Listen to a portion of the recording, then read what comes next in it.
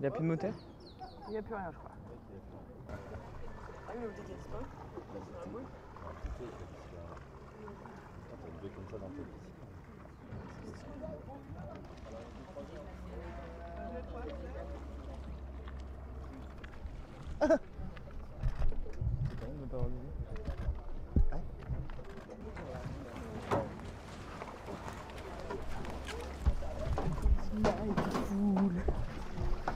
Like daddy. Ça fait du bien. Ça fait du bien le matin. Bravo, oui. À la vôtre. Sur le podium. Oh là! Et des fruits accompagnés de petits cloches. Ça c'est excellent. Et bienvenue parmi nous. C'est très gentil pour votre accueil. Et bienvenue parmi nous. Pourquoi il part? Je vais sortir. D'ailleurs, j'ai pas eu peur.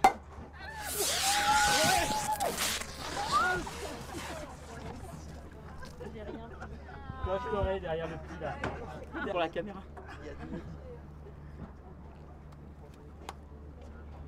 Ah, c'est un peu moins fort que le rhum, mais il est très très bon. L'embarcation est vraiment, c'est top. Bravo! C'est lui qui gère, c'est lui. C'est les deux.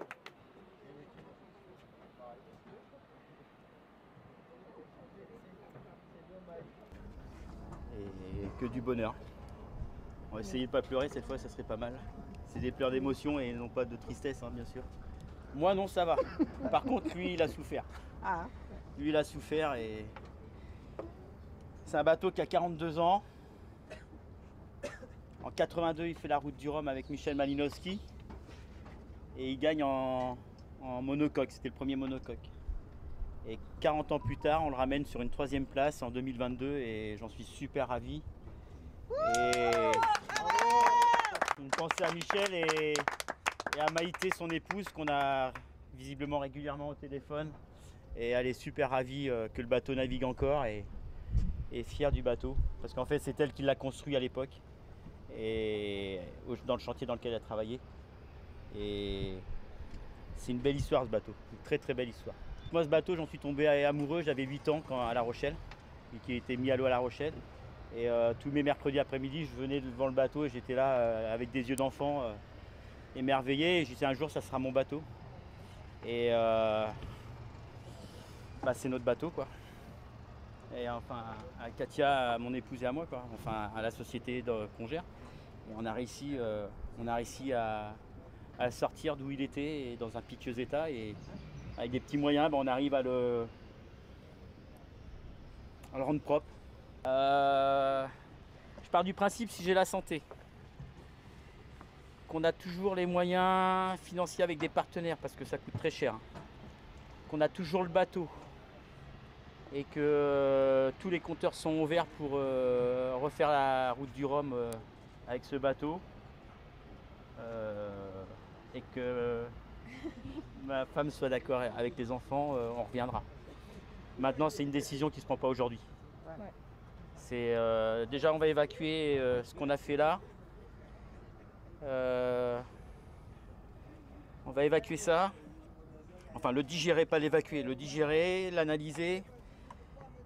Je suis très content de cette course. Mais vraiment très très content. Parce que en 2014, je fais 4e. 48 heures avant l'arrivée, j'étais 2e, je casse les pilotes automatiques, donc une catastrophe pour moi, je suis 4e. Bon, ce qui est pas mal. Hein.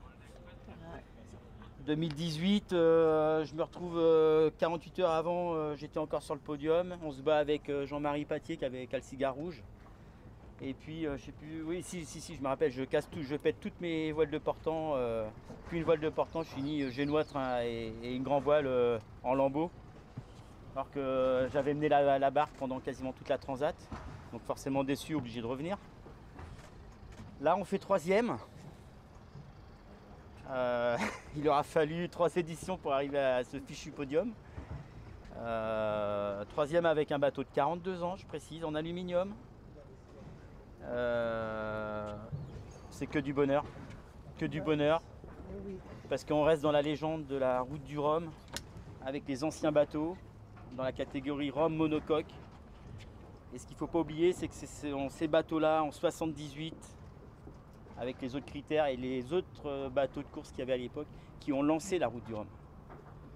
Et aujourd'hui, on arrive malgré tout dans cette catégorie-là, aussi bien Rhum mono que multi, hein, à les faire vivre et les faire revenir à Pointe-à-Pitre, et c'est un vrai bonheur.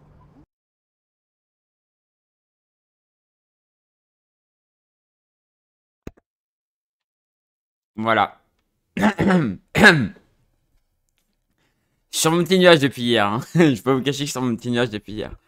Et bonjour, bienvenue dans ce point du midi qu'on commence du coup sur ces magnifiques images de l'arrivée de Wilfried à Pointe-à-Pitre. Je vous cache pas que je suis toujours sur un petit nuage. Je suis toujours sur un petit nuage. Il a l'air heureux. Alors voilà, le bateau, je vous ai pas tout dit, mais voilà, il n'y a plus de moteur. Le moteur est mort. Enfin, je sais pas s'il est mort, mais en tout cas, il est en panne. Il y a eu d'autres avaries sur le bateau, mais voilà. Il a terminé 3e. Et quand on voit les images de son arrivée, bah, il est heureux, quoi. Il est heureux. Et la petite surprise du chef. Si je vais bien, que mon bateau, enfin que j'ai encore le bateau, que j'ai le budget, et puis j'adore, franchement, j'adore le petit regard qu'il lance à Katia en mode. Enfin, il a les lunettes donc on voit pas trop, mais je sais très bien ce qu'il fait. Il est en train de regarder Katia, parce qu'il sait que Katia doit le regarder avec des yeux un peu en mode. Et tu le vois la regarder, tu vois, avec le petit sourire en mode. Et si ma femme est d'accord, et mes enfants aussi, voilà. Oui, dans 4 ans, ça se peut que je sois là. Et là, tu fais. Il l'avait pas dit, ça.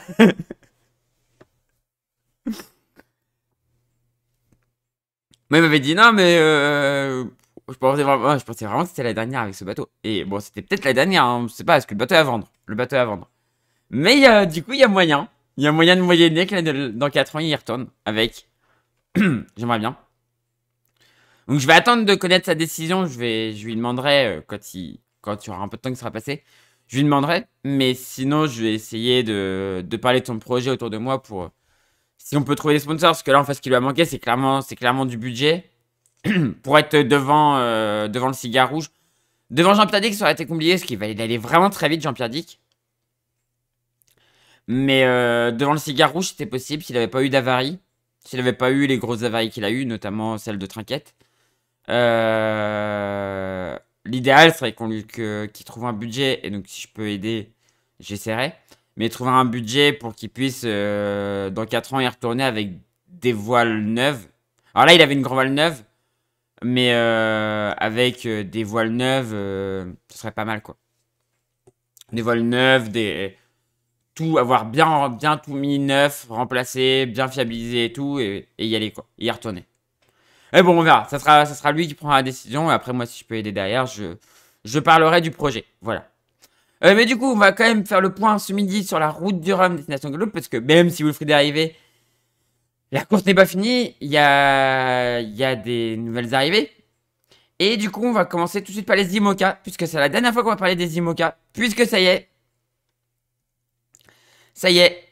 Oliver Heer est arrivé. Alors, c'est vrai que depuis plusieurs jours, je dis c'est 34 heures. Mais non, c'est 84 heures de compensation. Parce que 34 heures, ça serait même pas passé. C'est 84 heures de compensation. Et donc là, il est arrivé... Ah ouais, alors ça marque... C'est faussé parce que ça nous dit qu'il avait le 26 avec les compensations. Mais en gros, il est arrivé cette nuit, quoi. Donc, il est qualifié pour le... Enfin, il est pré-qualifié pour le Vendée Globe. Du coup, il a une course de validé pour le Vendée Globe. Donc ça, c'est plutôt une bonne nouvelle. Maintenant, à lui de faire la deuxième pour pouvoir se qualifier définitivement. Mais voilà, lui, il a réussi son coup de se qualifier. Donc c'est plutôt une bonne nouvelle. C'est plutôt une bonne nouvelle. Donc oui, vu qu'il a eu une compensation aussi, il double Nicolas Rouillet qui est du coup classé dernier et Rodolphe Sefo. Voilà. Les deux qui n'ont pas obtenu leur qualification au Vendée Globe. Après, François Guiffan, de toute manière, elle n'a pas le bateau pour pouvoir faire le Vendée Globe. Son bateau est trop vieux pour pouvoir faire le Vendée Globe. Donc, il cherchait pas une qualification. Mais Rodolphe Sefo et Nicolas Rouillet, eux, peuvent... eux ont juste des 1000, mais n'ont pas la qualification, quoi. Voilà. Alors que bah, Oliver Here à la qualification. Donc, c'est déjà quand même 32. Non. 31 à avoir une pré-qualif au Vendée Globe. Hein. Ah oui, non. Non, parce que Thomas Ruyant et Charlie ne l'ont pas, puisqu'ils ne sont pas sur le bateau qu'ils vont avoir pour le Vendée Globe. Est-ce qu'il y en a d'autres qui sont dans le cas? Bah non. Non, c'est les deux seuls bateaux qui sont à vendre. Donc non, non. C'est les deux seuls qui n'ont pas encore leur pré-qualif. Mais bon, bah déjà c'est des bateaux neufs, donc ils font partie déjà ils vont faire partie des 12 normalement. Donc normalement ce sera bon, ce sera bon, ce sera bon. On passe en classe 40 avec les arrivées, notamment, bah on a bientôt l'arrivée d'Anatole Facon. Donc les arrivées qu'il y a eu cette nuit. 28, non, à partir du 29, voilà. Donc on a vu l'arrivée hier de France Bouvet. Florent Guéguin à 23h37, Maxime Co en 34e position à 9h17. Et enfin, Anatole Facon qui est en train d'arriver, qui va clôturer... bah non, pas clôturer, je suis con. Qui va clôturer en fait le petit groupe des classes 40. Et après, il y en a encore qui sont un peu plus loin. Et voilà, il est à 16 000 de la ligne, à 8 nœuds 4. Donc d'ici un peu moins de 2 heures, normalement... à peu près 2 heures, normalement, ça devrait être fini. Et là, bah, on a les deux derniers. Kenny Piprol et Hervé Thomas. Qui tire des bords au portant pour pouvoir arriver. On voit que Kenny Piprol fait son petit bord vers le sud. Hervé Thomas fait bien aussi son bord vers le sud. Mais je pense que Hervé Thomas en fait, va faire ça. Puis ça. Pour arriver quoi. Puis après le tour de la Guadeloupe. Alors que Kenny Piprol va faire ça. Puis ça. À voir qui va finir devant. On va voir. Et ça va être intéressant à suivre. Qui va finir dernier des classes 40. Ça va être intéressant à suivre. En rhum multi. On a l'arrivée des vieux trimarans, pas des vieux skippers, des vieux trimarans. Et c'est du coup, dans la bataille des vieux trimarans, c'est Christophe Beaugrand qui est devant, en 9ème position, qui est en train d'arriver. Il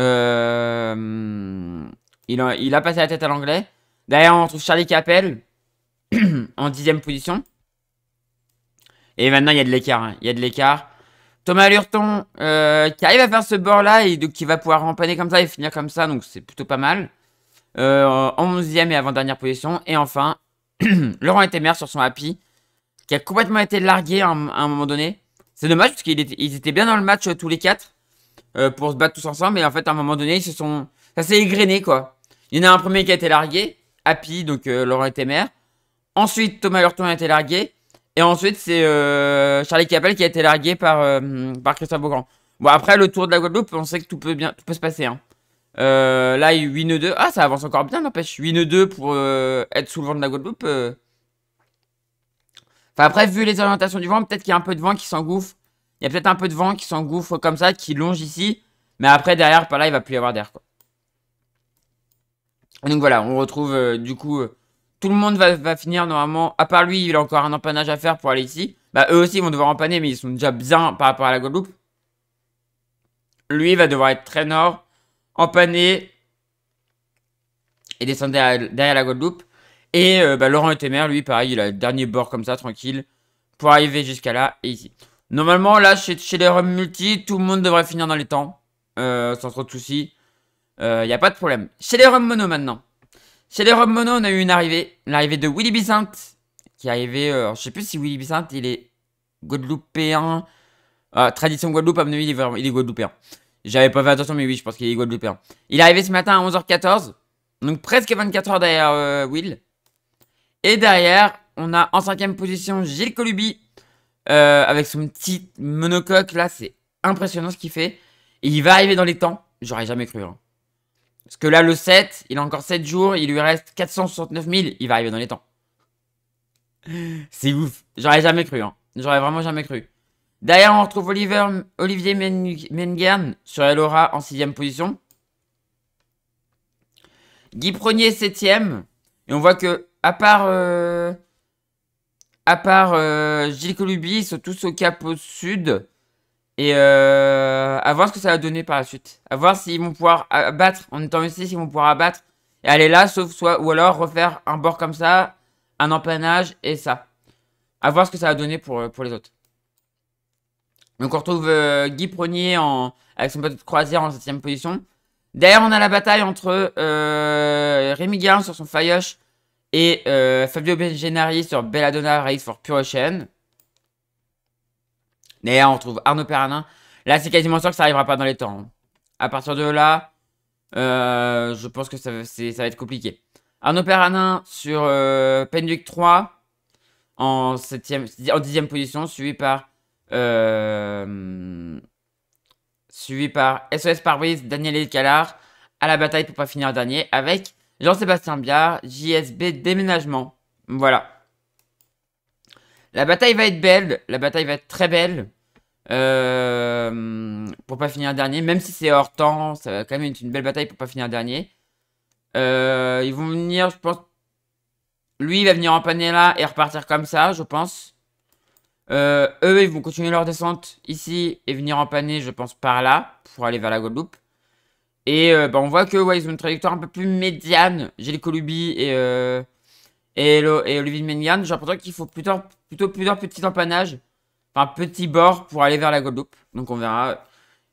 Bah eux, c'est sûr qu'ils vont rester devant, mais je pense quand même que la meilleure trajectoire, même si là, il n'y a pas trop d'air. On va regarder si ça se résorbe un peu plus tard. Ouais, si après, il y a un peu d'air. Je pense quand même que la meilleure trajectoire, c'est de venir ici et aller là. En plus, j'ai l'impression que l'Alizé reprend un peu de la droite. Donc... Ah, et puis là, il n'y a pas d'air. Donc, ouais, je pense qu'il faut mieux descendre là. Et en fait, éviter cette zone de molle là. Donc, aller le plus au sud possible pour éviter la zone de molle qui est là. À voir. Mais en tout cas, ça va être intéressant à suivre. Et bien évidemment, on va continuer à suivre ça. Dans les points, je pense 2 points par jour jusqu'à la fermeture de la ligne. Et après, 1 point par jour après pour voir vraiment l'arrivée des derniers. Voilà.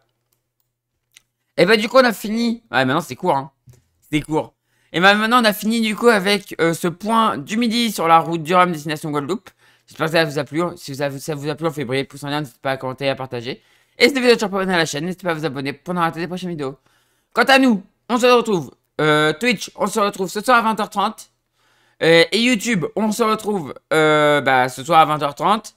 Ou alors ce soir à 17h sur Twitch. Parce qu'en fait, vu qu'il y avait 24 heures d'écart, là, Twitch, ils n'ont pas de live ce soir à 17h, mais à 20h30. Et vous, alors vous regarderez.